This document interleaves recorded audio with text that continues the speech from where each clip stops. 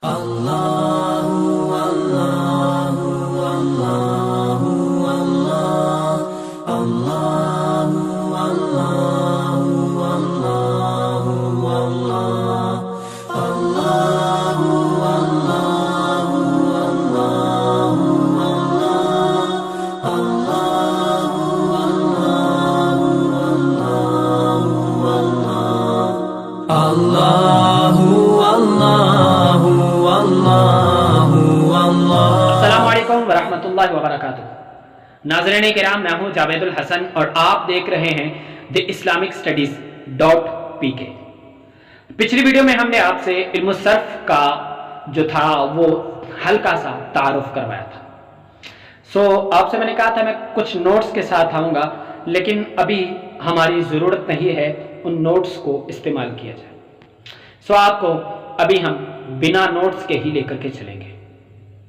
इससे पहले कि हम वीडियो को आगे बढ़ाएं, आप तमाम अहबाब से मुल्तमिस हूं कि चैनल को सब्सक्राइब कर लीजिए और वीडियो को आखिर तक जरूर देखिएगा। वीडियो अच्छी लगे या किसी बात की समझ ना आए, कमेंट में आप मुझसे जरूर पूछिएगा। हमने बात की थी कि इल्म सर्फ वो इल्म है जिसके जरिए दो कलिमात को आपस में जोड़ा जा सके, उनकी गिरदान यानी उनका हेर फेर मालूम हो, और साथ ही साथ हम बहस करेंगे जो इसमें वो इराबो बिना की हैसियत से नहीं होगी, वो महज कलमा की हैसियत से होगी जो कि सीगा के एतबार से होगा। ये इल्म हम सीखते क्यों हैं? इसको सीखने की वजह यह है कि हम अरबी कलाम में अपने आप को खता से बचा सकें। सियानतुज़ ज़हनी अनिल खताई फी कलाम, यहाँ तक हमने पढ़ लिया था। आज हम इससे आगे बढ़ेंगे और आगे बढ़ते हुए हम आपको बताएंगे कि लफ्ज़ की दो किस्में हैं। एक ऐसा लफ्ज़ जो मौजू है, जैसे ज़ैद। मौजू कहते हैं बामाना लफ्ज़ को जिसका किसी लैंग्वेज में कोई माना हो अरबी लैंग्वेज के अंदर। जैसे ज़ैद ये मौजू है और इसको वज़ा किया गया है, यानी ये समझ लें कि मौजू उस लफ्ज़ को कहते हैं जिससे कोई माना लेने के लिए उसको वज़ा किया गया। और मुहम्मल जो एमे ही हम लोग अपनी तरफ से छोड़ देते हैं, जैसे वानी, शोटी, शुंडे वगैरह, ये बेमाना लफ्ज़ है। अब लफ्ज़ मौजू की दो किस्में हैं जी। लफ्ज़ मौजू की पहली किस्म है मुफरद, और हमने इल्म सर्फ में बहस भी मुफरद से ही करनी है। मुफरद उस कलिमा को कहते हैं जो अकेला हो और अकेले ही माना पर दलालत करे, उससे एक ही माना निकले। जैसे कातिबुन, वो लिखने वाला, ठीक है।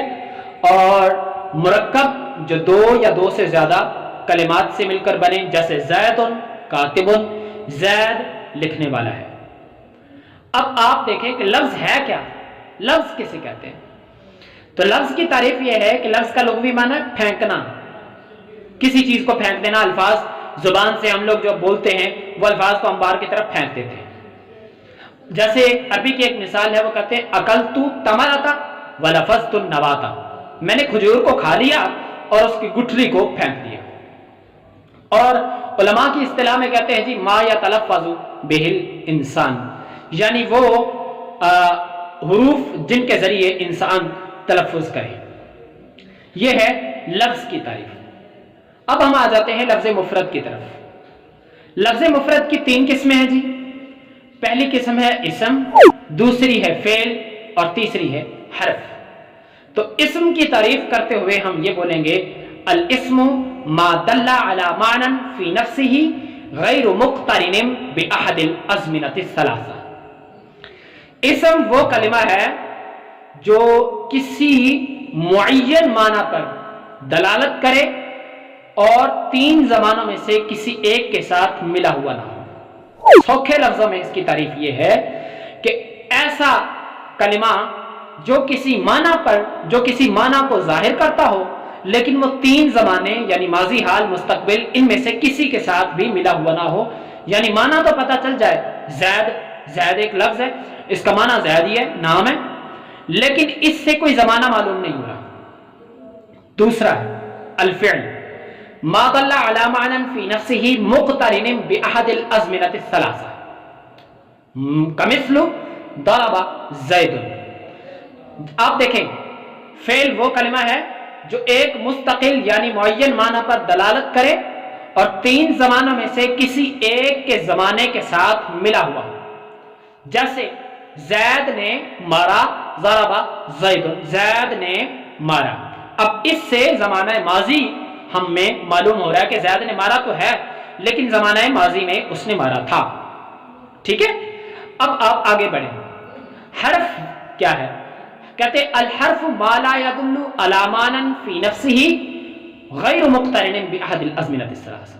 ایک اس میں 2 صورتیں، حرف وہ کلمہ ہے جو 3 زمانوں میں سے کسی ایک کے ساتھ ملا ہوا بھی نہ ہو اور وہ اکیلا خود سے کسی معنی پر دلالت بھی نہ کرے، یعنی اس سے کوئی واضح معنی نہ نکل رہا ہو، جیسے من اور الہ۔ اب من اور الہ لفظ بولتے رہیں گے تو کسی کو کوئی سمجھ نہیں آئے گی، لیکن جب آپ کہیں گے سرت من البصرۃ الی الکوفہ، میں نے بصرہ سے کوفہ کی طرف سیر کی، تو اب آپ کو سمجھ آ گئی کہ ہاں یہ من اور الہ کا معنی ظاہر ہو رہا ہے، من ابتدا کے لیے ہے اور الہ انتہا کے لیے ہے۔ اب یہاں پر آپ کو جو یہ چیز سمجھ آ گئی۔ سو ہمارا آج کا سبق میں آپ کو شارٹ کر کے سمجھا دیتا ہوں۔ لفظ 2 حال سے خالی نہ ہوگا، یا تو وہ کسی موضوع یعنی معنی والے لفظ پر دلالت کرے گا یا غیر معنی پر۔ اگر معنی والے لفظ پر دلالت کرے تو وہ لفظ موضوع جیسے زید، اور اگر وہ کسی بے معنی لفظ پر دلالت کرے تو وہ مہمل جیسے وانی، شوٹی، شنڈے وغیرہ۔ اچھا، دوسری بات، اگر وہ لفظ موضوع ہے تو پھر وہ 2 حال سے خالی نہ ہوگا کہ وہ لفظ اکیلے معنی پر دلالت کرے گا یا نہیں۔ اگر وہ اکیلے معنی پر دلالت کرے تو پھر وہ لفظ مفرد ہے، اگر وہ 2 یا 2 سے زیادہ کلمات سے مل کر بنتا ہے تو وہ لفظ مرکب ہے۔ مفرد کی مثال جیسے کاتبن اور مرکب کی مثال جیسے زید کاتبن۔ اب لفظ مفرد پھر 2 حال سے خالی نہ ہوگا کہ وہ کسی مستقل معنی پر دلالت کرتا ہے یا نہیں۔ اگر وہ کسی مستقل معنی پر، کسی معین معنی پر دلالت نہیں کرتا تو وہ حرف ہے، جیسے من اور الہ۔ لیکن اگر وہ کسی مستقل معنی پر دلالت کرتا ہے تو پھر وہ 2 حال سے خالی نہ ہوگا کہ وہ 3 زمانوں میں سے کسی ایک زمانے کے ساتھ ملا ہوا ہے یا نہیں۔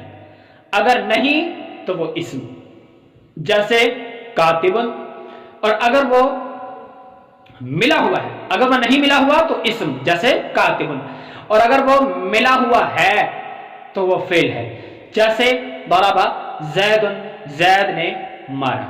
سو آج کا ہمارا سبق اس طرح سے مکمل ہو گیا۔